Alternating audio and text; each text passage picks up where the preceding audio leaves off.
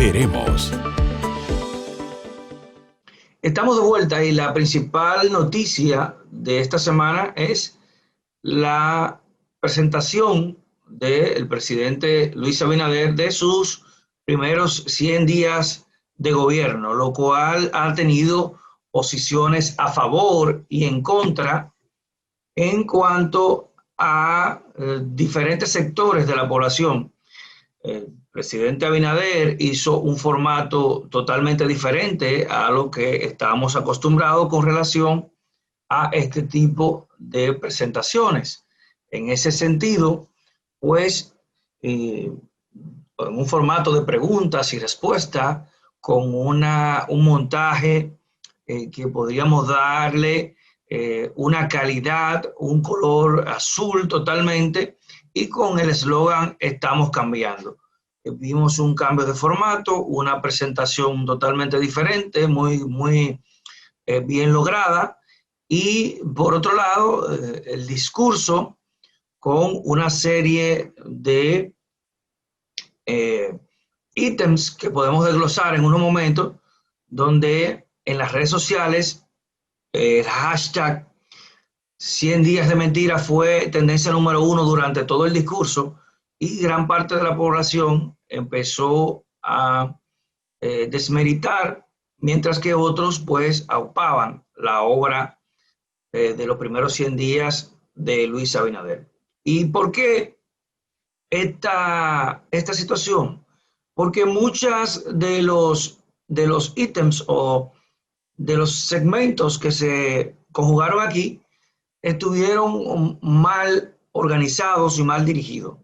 No hablo de producción, ni hablo de la puesta en escena, ni hablo del discurso, o sea, de la forma en que se discursó, sino de cómo se expusieron los temas. Por ejemplo, en la retórica del tema del COVID, se dice que el COVID está totalmente controlado. Y se dice que es un logro del gobierno haber mantenido la situación del COVID en el estado que está. Entonces, cuando tú te vas al fondo de esta retórica, tú dices, ¿y cuáles fueron las medidas que tomó el gobierno nuevo con respecto al tema del COVID? ¿Se hicieron aquellos hospitales que se proponían en campaña, que eran hospitales móviles para albergar a las personas que estaban infectadas por el COVID? No, no se hicieron. ¿Se tomaron medidas diferentes a las que estaban antes de llegar a este gobierno? Bueno, no se han tomado. Lo único que se ha hecho es el toque de queda, distanciamiento social, lo mismo que estaba. Entonces, en este sentido, se ha mantenido haciendo lo mismo. Entonces, ¿por qué te echas el 100% del tema de la situación real del COVID? Pero por otro lado, ¿cuál es la situación real del COVID? Es que mantenemos un toque de queda y la gente está, ya con tanto tiempo en el toque de queda, un poco desesperada. Entonces decimos, pero si estamos tan bien, si la situación del COVID está tan controlada por medidas que no hemos visto, medidas agresivas, se extendió el horario a las 9 de la noche del toque de queda, empezando a las 9, pero esta reducción de las medidas preventivas deben de ir acompañado con aumento de las medidas contenciosas, que son medidas de contener la enfermedad. Quiere decir, cuando hablo de este tipo de aumento, hablo de poner a disposición más camas, más ventiladores, este tipo de cosas. Entonces, ¿qué es lo que la población dice? Bueno, pero si estamos controlados, ¿por qué seguimos el toque de queda? Entonces, no se entiende la retórica del gobierno en este sentido. Por otro lado, el gobierno dice que invirtió cerca de 3.000 millones en compra de medicamentos para el COVID. Y entonces, la inversión no es un logro. O sea, cuando tú inviertes en algo en el Estado, el logro es el resultado de esa inversión. Porque la inversión se hace normalmente. O sea, el presupuesto tú tienes que gastarlo. Para que tú redirijas una inversión que ya esté en salud y la compres medicamentos para el COVID, y tú la presentes como un logro, no se digiere como un logro. Me explico. Debe de presentarse el impacto que tuvo esa inversión. Entonces ahí decimos, pues la inversión fue correcta. Pero invertir, gastar no es un logro. Entonces, como se enfocó tan mal ese tema, arribó a muchas críticas. Quizás sí la inversión tuvo un resultado y quizás sí la inversión que se hizo dio buenos frutos, pero no lo sabemos porque los frutos no se presentaron. Se presentó la inversión. Entonces, estos errores fueron lo que provocaron que mucha gente se sumara a esos hashtags y que la crítica fuera más en contra que a favor. Porque la situación no está en control en ningún país del mundo. No tenemos por qué decir que nuestro país sí está en control. Y por otro lado, inversión no es logro. Inversión es inversión. Tú tienes que gastar el presupuesto nacional todos los años. Y todos los años se gasta. O sea, todos los años se invierte el presupuesto. Cuando tú empiezas a mencionar este tipo de cosas, entonces tú vas a encontrar mucha retórica en contra. ¿Qué tenemos como positivo dentro del tema médico, dentro del tema salud? Las promesas de aumento para el sector salud, que es algo que es fundamental y que está muy bien si se logra este aumento, porque se prometió también aumento a los policías y todavía los policías están esperando el aumento. Igual, el sector salud es un sector un poco más convulso que la policía porque no es un sector militar, no es un sector que está sometido a ciertas normas, sino un sector con un poder sindical muy fuerte y esta promesa pues abren un nuevo debate por ahí. En otro orden, se anuncia también que se redujo la tasa de desempleo creado por el COVID de 700.000 a 200.000. Y esto hay que tomarlo con pinza porque el tema empleo es un tema muy delicado. Y crear 500.000 empleos en 100 días, estamos diciendo que tú estás creando 5.000 empleos diarios. 5.000 empleos diarios, ni en el mejor momento de la economía dominicana se crearon 5.000 empleos diarios. O sea, ni en el mejor momento de la economía dominicana se han creado 500.000 empleos en un año. Ni en el mejor momento de la economía dominicana.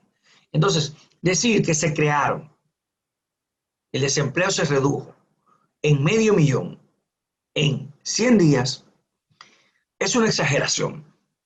No podemos llamar reducción de desempleo si una persona estaba en fase y volvió, porque esa persona nunca perdió su empleo. Esa persona tuvo un momento extraordinario de una situación global y ese paro no es una pérdida de empleo porque el FASE es lo que te mantiene el empleo. No sé cómo se tomaron estas cifras. Lo que sí es que las cifras oficiales no se mostraron y el Banco Central es la entidad que tiene que dar estas cifras y decir cómo estos nuevos cotizantes en la TCS que ascienden a 500.000, dónde están, quiénes son, eso está registrado. Sí es cierto, porque no se mostraron cifras oficiales, lo cual es un error. Es un error porque no existe la necesidad. Si tú estás trabajando, lo mucho, lo poco, muestra la verdad, porque mostrar algo que se salga un poquito del tono te provoca esto de el problema que hubo en los 100 días. Por otro lado, tenemos que sí aplaudir el tema de la educación. ¿Por qué?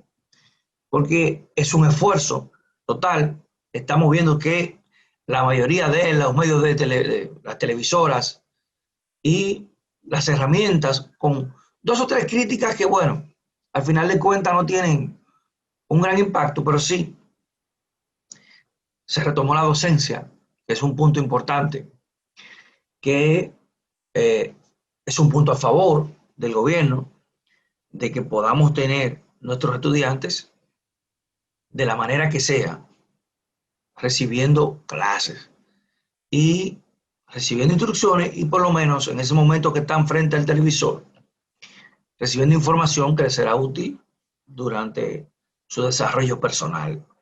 No detener la docencia creo que es el punto más luminoso de esta eh, rendición de los 100 días, que, como dije, estoy analizando los aspectos técnicos, no me estoy yendo a lo político, vamos a decir, sino discurso que de 100 yo le daría un 30, no, como dije, a la estructuración del discurso, porque no es un discurso enteramente políticamente inteligente, vamos a decir.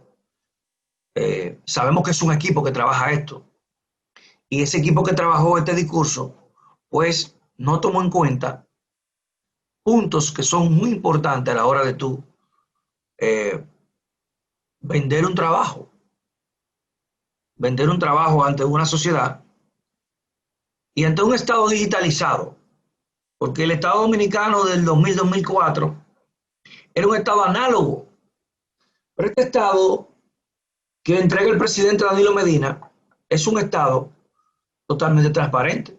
Si yo quiero saber si es verdad que se crearon esos 500,000 empleos, yo entro al Banco Central y veo las cifras. Pero no lo hice ni lo haré porque no hay posibilidad de que eso sea algo ciertamente real y que esas cifras dónde las trajeron. Y qué cifras son estas, donde 5,000 empleos diarios en una economía tan pequeña, a este ritmo de crecimiento, eh, el pleno empleo se alcanzaría en 2 años, si es verdad que este gobierno tiene ese manejo de la economía. Pero, en fin, esta fue la rendición de cuentas con puntos a favor, puntos en contra, puntos luminosos, como decimos. El tema de la educación es algo que no se le discute. El hecho de que sí es un esfuerzo, pero es un esfuerzo colectivo, un esfuerzo del pueblo, un esfuerzo de los ciudadanos, un esfuerzo de los niños, niñas y adolescentes que están tomando docencia. Pero hay una valentía en el hecho de poder decir, sí, vamos a hacerlo. Y independientemente de las cosas que se puedan criticar, estar hoy en un país donde se está impartiendo docencia llena a uno de esperanza de que podemos retomar la cotidianidad, de que podemos volver a estabilizarnos económicamente y de que podemos volver a superar este impasse por el que toda la humanidad está transitando, y que nosotros podamos ver en nuestros niños, nuestras niñas, una luz de esperanza de que pronto volverán a clase, y que con este paso dimos un gran paso, que podemos ir retomando la cotidianidad. Así que vamos a una pausa para volver con otro tema nacional y luego irnos al escenario internacional, donde hablaremos sobre lo que está pasando en Perú, hablaremos lo que está pasando en Estados Unidos, y cuando regresemos tocaremos estos temas de mucha importancia. No se muevan de ahí.